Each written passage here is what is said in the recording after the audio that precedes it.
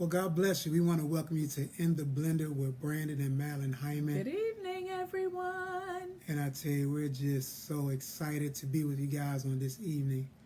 I tell you, for those who missed last week, we had Pastor Chris Brown on with us, and it was an awesome, phenomenal time.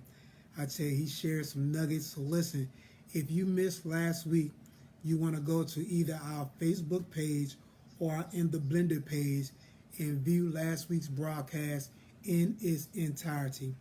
He also will be with us, I believe, on next week. So we got some other exciting things coming up for next week that we're going to share. He's going to be dropping some more nuggets. So make sure that you call a neighbor and call a friend and tell them that they want to tune into In the Blender with Brandon and Madeline Hyman. But tonight we got a special treat for you guys. Some things that we've been just going over for quite some time now. And I just think it's just so right now is needed to share with our listening audience, our Facebook family and friends. And so you want to make sure that you grab a paper and a pen, because there's some things that we're going to share that's just going to be so insightful and so enlightening that I promise you it's going to change the trajectory of your blended family, your life in general. And I tell you, you just don't want to miss anything that we're going to share on tonight. So we're going to jump right into this, sweetheart. Give the statistics for tonight. The divorce rate for second marriages when only one partner has children is over 65%.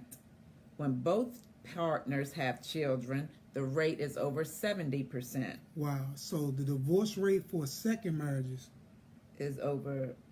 when only one partner has children is over 65%. Right. And when both partners have children, the rate is over 70%. Okay. Go to the next one. Okay. In second marriages, 2 out of 3 marriages will make it to their 10th anniversary, but only 1 out of 3 marriages will make it to their 25th anniversary. So listen to this, guys. In second marriages, 2 out of 3 marriages will make it to their 10th anniversary, but only 1 out of 3 marriages will make it to their 25th anniversary. So you're going to see exactly why what we're going to share tonight is so important. It's a must that you grab a paper, that you grab a piece of paper, that you grab a pen. It's a must that you take detailed notes on what we're sharing, because I promise you it's going to be life-changing. What's the last stat? There are a lot of disturbing statistics concerning the blended family. True. But what's more disturbing is the fact that most couples are unaware of the challenges that they will face as a blended family. Mm-hmm. They think that they will automatically be successful because this is their second or even third time, not knowing that they are still the same person with the same ideals and mentality. So they think that they will automatically be successful because this is their second or even third time. So listen to this, guys. Just because this is your second or even your third, maybe your fourth time, doesn't mean that you're going to automatically be successful. Not knowing that they are still the same person. Listen to this.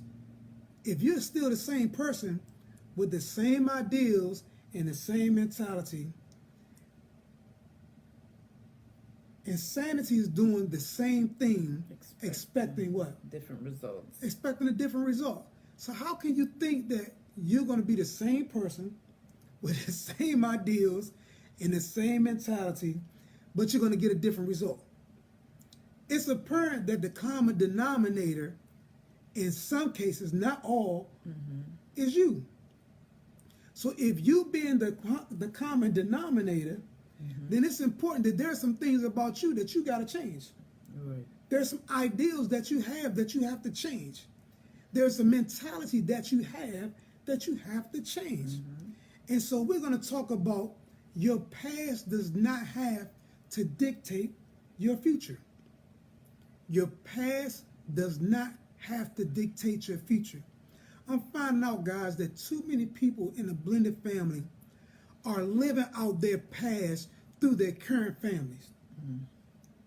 Unfortunately, the same bad decisions they made the same wrong decisions they made, the same thought patterns they had, the same ideals they had, the same everything that they had in their previous marriage and in their previous relationship, they've now taken it into their current marriage, their current relationship, and they aren't having the success that they believe they should have. So it's important to understand that your past does not have to dictate your future. What's the first point we're going to talk about tonight, sweetie? You live and die by the choices that you make. Bear in mind that the decisions you make today will affect the future generation. You live and die by the choices you make. Listen to that again. You live and die by the choices you make. So why not choose life? If you look at one of the things that I really work on individually is personal assessments. I'm always looking at myself, always looking at how I can better myself, but I'm also looking at the choices that I made, the decisions that I made, especially as it relates to my blended family and my life as a whole.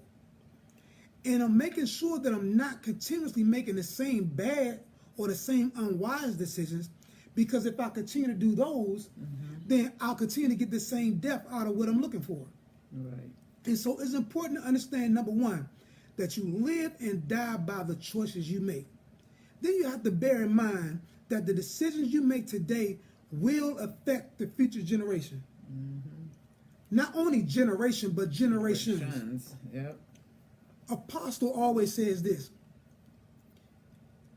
you're living in your day based on your today based upon the decisions that you made yesterday. So if you're looking at where you are today, 9 times out of 10, where you are today is a byproduct of the decisions and the choices you made on yesterday. So if things aren't working the way you wanted to work in your marriage and your relationship and your blended family, if things aren't going the way you thought they should be going, or you wish they would be going, or you declared they're going, then you have to look at the decisions that you made yesterday. Now understand this: just because I made a bad decision today doesn't mean that I can't start making better decisions today. Right. Too many times we get caught up on the bad decisions we made yesterday and think that's it. Think that's the end all be all. But guess what? It's not. Okay. Because you can change your current situation right now by making better, wiser choices. A lot of times that may take you surrounding yourself by different people. And I found out, sweetheart, that a lot of us don't want to let go of the past. Past friendship, past relationships, past whatever.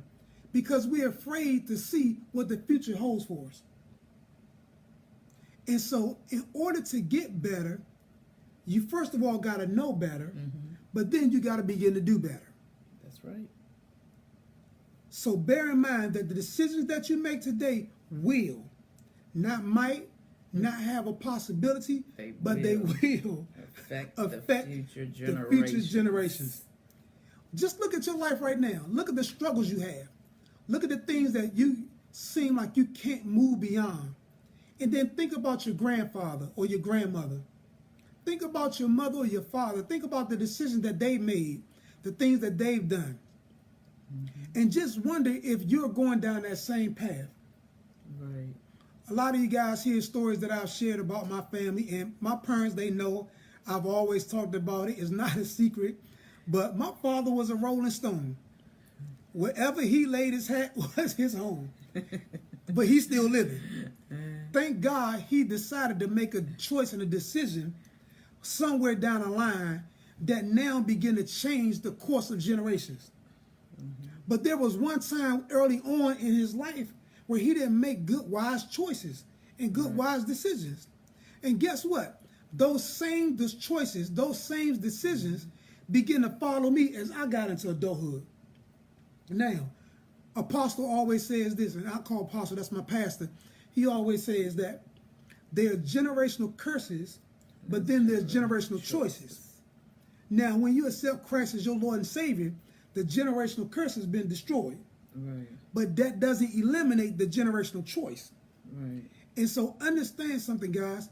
There are choices that you're faced with right now that really have nothing to do with you, they're really not your choices, but they're designed to stop the progress of the future generations. Mm-hmm. And so there are some things that even today I still am faced with. But because I know that who the Son has set free is free indeed, I have the victory. Mm-hmm. So just because those choices come, that don't mean that I'm subject to them. Mm-hmm. That doesn't mean that they have any power over me, because they don't. Right. And so I can walk out now my destiny. I can walk out now my purpose based upon what I know and fulfill everything that God had planned for me, which means that now my blended family is blessed. We're on top in every area of our lives, spiritually, mentally, physically, financially, emotionally, nothing missing, nothing lacking, nothing wanting. But you have to understand that, guys, that the decisions you make today will affect the future generations. If you don't want your children to go through what you've gone through, then begin to make better choices. Remember, more is caught than what? Taught. More is caught than taught. So sometimes, when we were growing up, we heard this saying, don't do what I do, do what I say. Well, guess what? That's kind of crazy to think that you're going to do some things and your child is not going to mimic what it is you do. Right. They're going to mimic some of the things you say, but you better cool believe they're going to mimic a lot of the things you do. Yep. And so, fortunately, I was blessed, and I don't like to use the word fortunate, but I was blessed to have such a great relationship with my mother. I had an awesome relationship with my father, but I had a great relationship with my mother. And because I saw some of the things that she went through, it shaped my decisions on what I wanted to do concerning my wife. And so when those decisions came to me, I reflected back then. Mm-hmm. I reflected back to the pain that I saw, the hurt, the frustration, those things that I saw her going through. And I decided, you know what, there's no way I'm going to take my wife through this, because I knew how much I loved her. Mm-hmm. I knew how much I love her. And I knew how much I didn't want to hurt her based upon what I thought I saw growing up. Right. So your choices and your decisions will affect the future generations. What's the next one? Old things are passed away, and now all things are new. 2 Corinthians 5:17. Therefore, if any man be in Christ, he is a new creature. Old things are passed away. Behold, all things are become new. So understand, guys, old things are passed away. I don't care what you went through. I don't care what you've done, what you've experienced, what you saw, the whole 9 yards. It doesn't matter. Old things are passed away. We all have a past. Mm-hmm. We all have done some things that we aren't proud of, that we wish we may not have done. But that was then. This is now. Mm-hmm. And if you understand how important now is the determining factor for your future. Now is the determining factor for tomorrow. That's why the Bible even says now faith. It didn't just say faith is the substance of things hoped for, the evidence of things not seen. It says now faith. Mm-hmm. So if you understand how important now is, even 10 minutes from now is important. Even 15 minutes from now is important. A week from now is important. Now is always superior to yesterday. Because now has the power to change tomorrow. Yesterday only shaped today, but now has the power to form and shape tomorrow. And so you have to understand that old things are passed away. Right. When you have a revelation that old things are passed away, now it begins to form how you see things, how you view things, how you speak about things.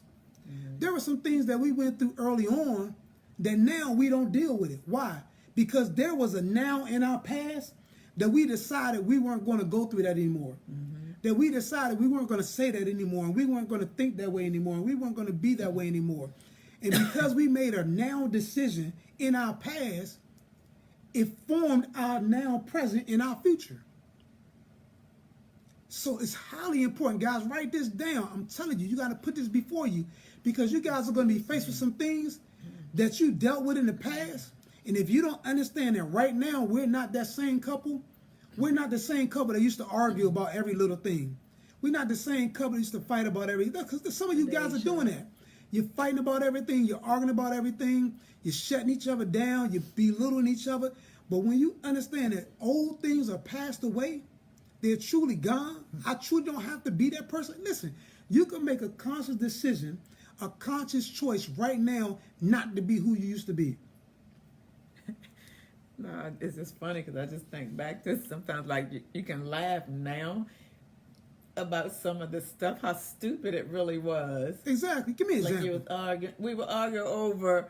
Let me think of something that was like really. And see, but here's the thing. So I can't even really Because it's remember gone. because and not only that is because when we were arguing about it, you wake up the next morning, you don't even remember what you was mad about. No, that's a valid point. Because a lot of people watching us right now are dealing with stuff that's really so insignificant, really so irrelevant to their life as a whole. But for a moment in time, they made it this big U-Haul, this big thing to do. And it really began to mess with their life as a whole, not understanding that it had no relevancy. It had no power. It had no impact. But you made it something that it really wasn't. And like you said, there's a residue thinking about it, but when you think about what it was we dealt with, it's like I don't even remember the crazy stuff we dealt with. I just know it was stupid at the particular time. Right. So, no, I'm with you, baby. So old things are passed away, behold, all things are new. What's the next one? You have what you say. Proverbs 18:21. Stop right there. You have what you say. You have what you say. The Bible says it like this: the whole world was framed by the word of God. Mm-hmm. You have what you say. We were created, we were made in his image and in his likeness. And so a lot of you guys are dealing with stuff because you don't know how to shut up. There's a ministry called Shut Up. I didn't know how one time. And people hate that word. Don't tell me to shut up. No, some of y'all need to shut up. Some of you really need to shut up because you don't know what to say out your mouth. Remember, you didn't used to like it either. You didn't used to like it. Try to save me. Try to put me in. Because most people don't like it. Like that word. Most Just people hate that word, shut up. I think it's rude. It's not rude. It's relevant. Well, Both of them start with an R. You know why people say shut up is rude? Because they don't like to shut up. And they don't want to hear They don't want to hear anybody say shut up. Yeah. But isn't it a better way to say? No. There's no better way to say shut up than shut up. Hey, Charlotte, how you doing? Oh, Charlotte over there. Hey, There's no better way to say shut up than shut up. See, a lot of times we too concerned about a person's feeling and their emotions to really tell them the truth. Yeah, that's true too. And because we won't be honest enough or bold enough with each other and say, listen, it's enough of that. Mm-hmm. You're saying the wrong things. And watch this. Shut up isn't just applicable for arguments. It's applicable for just comment. Saying the wrong, just exactly. saying the wrong thing. There are some things that you can just be conversing with as a family that's just wrong. Mm-hmm. And you're not understanding that what you have, what you say, so because you're saying negative, Let's go to a conversation we had about a dinner date. You start. You go. And so I called my wife, right? I said, hey, we going on a dinner date, right? And so she said, no, we not. I said, yes, we are. We going on a date. Because, you know, we set aside some time, you know, for each other and make sure that we do something on a consistent basis. Mm-hmm. And she was like, no, we not. And I'm like, we are going on a date. I'll be home at this particular time, and we're going to do this. And the first thing she said, I got bills. I'm like, we all got bills. When that change? And so something as simple as that is something that will take you off the course that you were designed to go on, that you wanted to be on. See, sometimes you look at things as insignificant and small. Oh, that was something small. No, it's not. Because when you think big and you dream big and you see big, little things like that will, it's the little leaven that leavened the whole lump. Yep. It's the small foxes that spoil it's the small foxes that spoil the vine. So there's some things that you're dealing with that seem small and insignificant that really are big, but you don't understand they're big. So you just continue on doing, you continue on saying stupid things like, you get on my nerves. You make me sick. We can't never talk. We can't never talk. We don't never get along. You always. Yeah. That used to be your word. The number one saying, always. Yeah, always. Always. Now understanding that, watch this. When you always say you always get what you say. Yep. And so you wonder why you always getting it? Because you always saying it. You wonder why we can't never get along? Because you always saying we can't never get along. Mm-hmm. You want to know why you always dealing with this is because you never think about those things that you're saying, that you will have what you say. Right. What the scripture say, sweetie? Proverbs 18:21 says, "Death and life are in the power of the tongue, and they that love it shall eat the fruit thereof." Now watch this. It's important to break that down. Death and life. So there's some things that can bring death, and there's some things that can bring life. Mm-hmm. But all of them ultimately lie in the power of your tongue. Yep. This is important, guys. We talk about a blended family because the reason why you're in a blended family was based upon some decisions and choices that you made. Right. And so you got to understand now, I got to be careful what it is I say because there are things that I want and there are things that I don't want. Mm-hmm. So death and life lie in the power of your tongue. Mm-hmm. Then it says, them that love it. So what do you mean by that? You know you love something when you can't stop saying it. Mm-hmm. You get on my nerves. I hate you. Oh, yeah. You love saying that stupid stuff, and guess what? You're eating it. You're getting it. That's what you're dealing with. So it says, them that love it. You love saying those things, guess what's happening? You love reaping it. You love saying it, you love reaping it.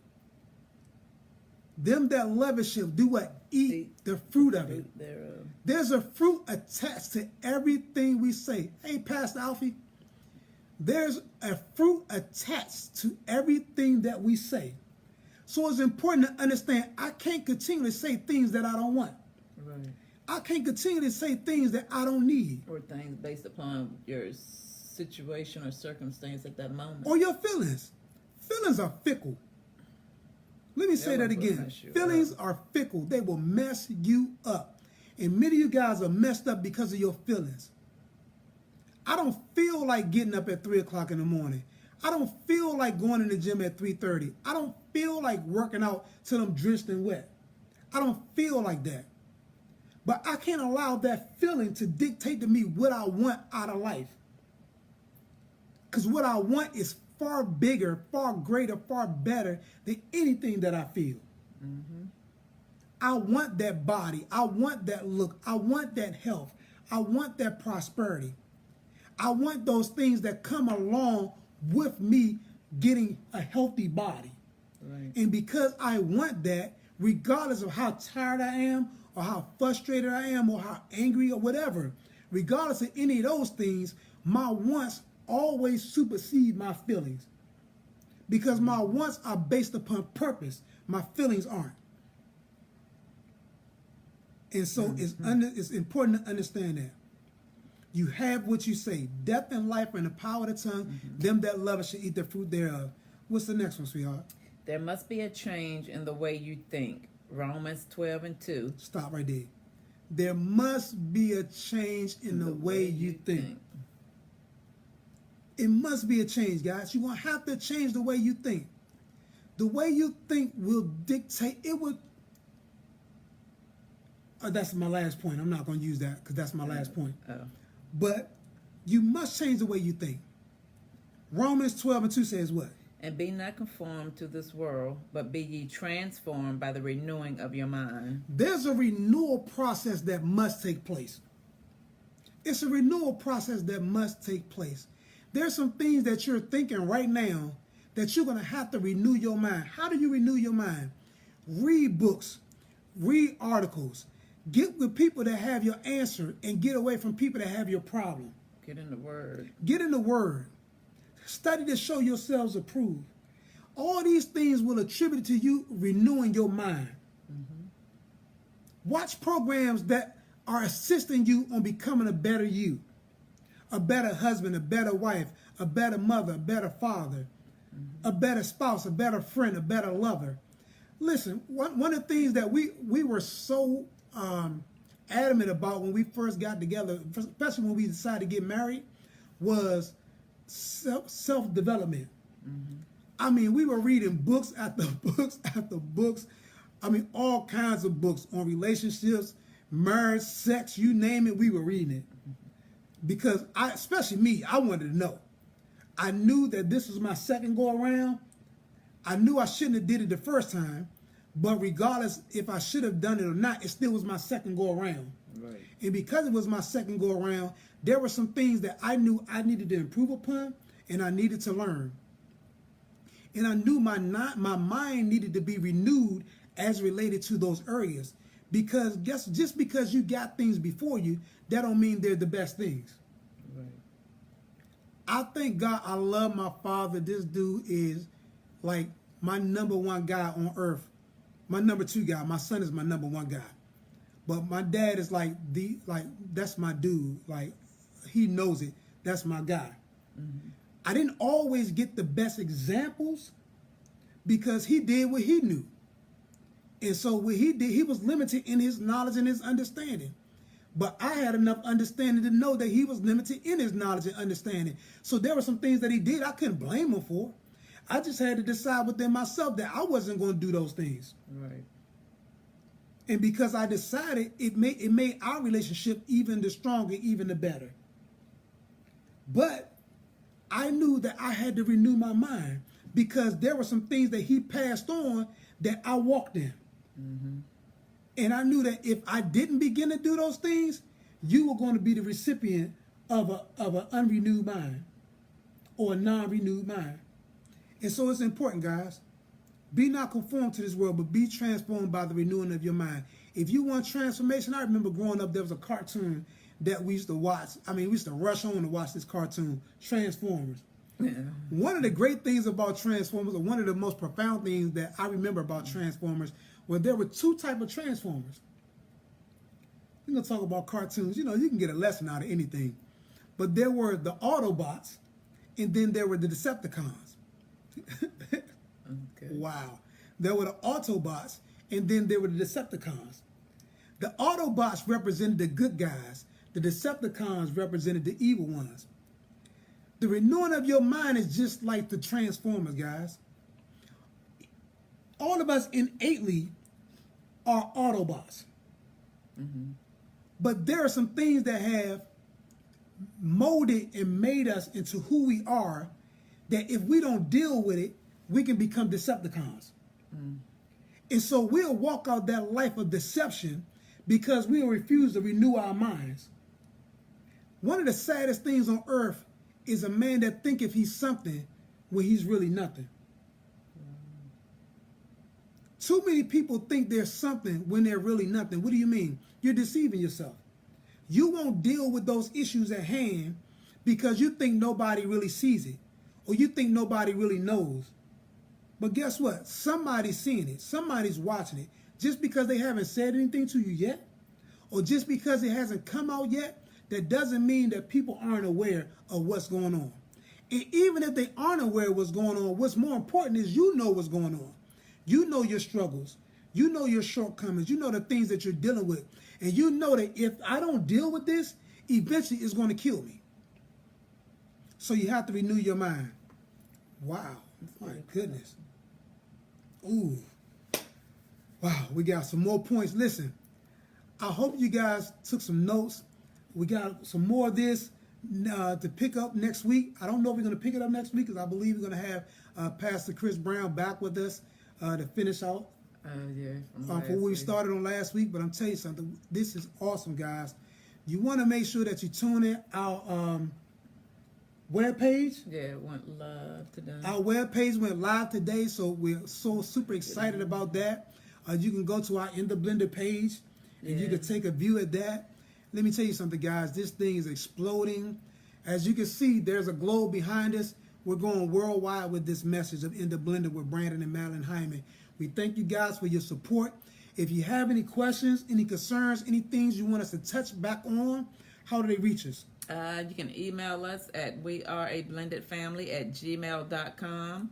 One more time. weareablendedfamily@gmail.com, and our website is www.intheblenderministries.com. That's what again, sweetheart? www.intheblenderministries.com. We love you guys. We thank you. Love and you remember, guys. you chose to be a blended family. Now choose to be successful. And until next week, bye-bye. Bye.